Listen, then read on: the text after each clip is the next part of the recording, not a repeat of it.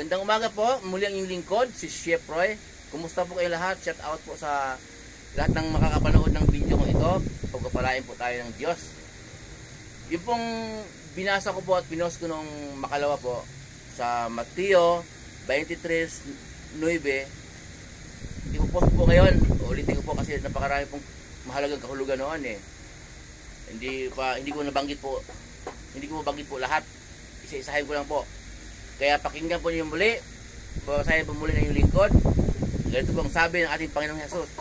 Ito po yung salita ng ating Panginoong Hesus sa Mateo 23:9. Huwag ninyong tawaging ama ang sino mang taong nasa lupa, sapagkat iisa ang inyong ama, ang Ama na nasa langit. Yun po. Napakalinaw po yun. Yun po ay turo ng ating Panginoong Hesus. Yun po ang gusto ng Diyos Ama na makapangyarihan sa lahat. Ang sundin natin ang turo ng ating Panginoong Hesus. Yun po ang gabay natin araw-araw. Mababasa po natin sa Mateo 17:5. Tinig mula sa langit po. Ito ang minamahal kong anak, na lubos kong kinalulugdan, pakinggan ninyo siya. Yun po ang gusto ng Diyos Ama, pakinggan natin si Jesus. Wala natin kailangan pagtatalunan po. Hindi natin kailangan magtalo. Pakinggan natin si Jesus. Nasa atin na po yun kung magtalo tayo. So, tinuro po natin po ng Jesus na tawagin siyang Ama.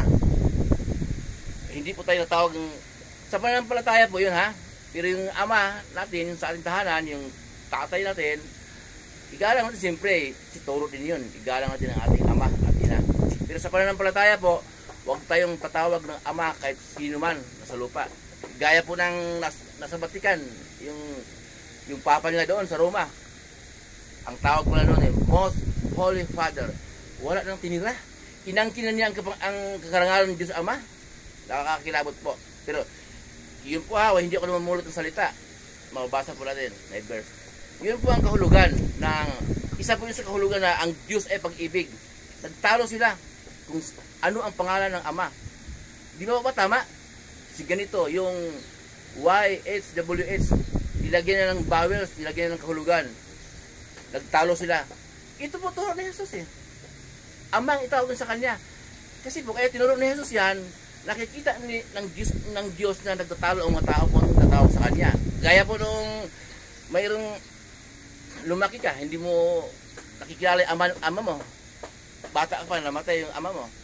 Eh paano kung may magsabi na ang ama mo ay si Birting, hanapin mo sa Bulacan. Hinanap mo sa Bulacan. Eh si Isla pre ama mo nasa Cebu, hindi mo makita talaga. Hindi mo makita, hindi mo tagpuan. Di ba ba?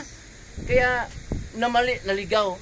Kung anong tinatawag natin, nilagyan natin ng vowels yung YHWH. 4 na litra, nilagyan natin ng A, E, E, O. Wala pong ganon kasi wag po tayong magmamarunong, wag po tayong maghula-hula, sarili natin ang kakayanan ng ating, ito po salita ng Diyos.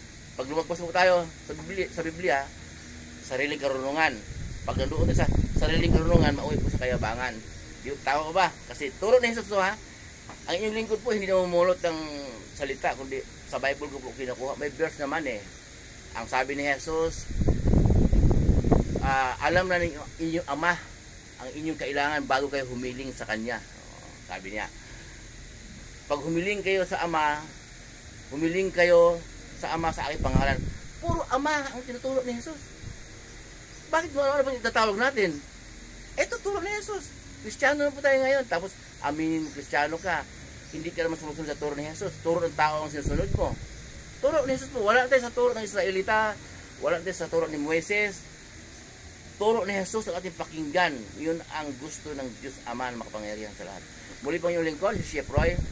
Mabuhay po kayo lahat. Ingatan kayo ng Diyos kahit saan po kayo pupunta. Sa trabaho nga pinasukan ninyo, kahit anong negosyo niyo, anong pinagkikitaan sa buhay, ayon sa kalooban ng Diyos, ingatan po ng Diyos.